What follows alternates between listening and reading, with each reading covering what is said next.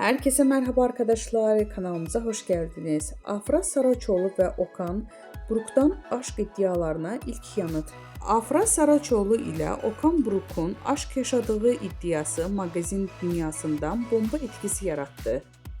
Akşam yemeği ve sosyal medya takibinin söylentilerinden kulaktan kulağa yayılırken Afra Saraçoğlu iddialara res çekti.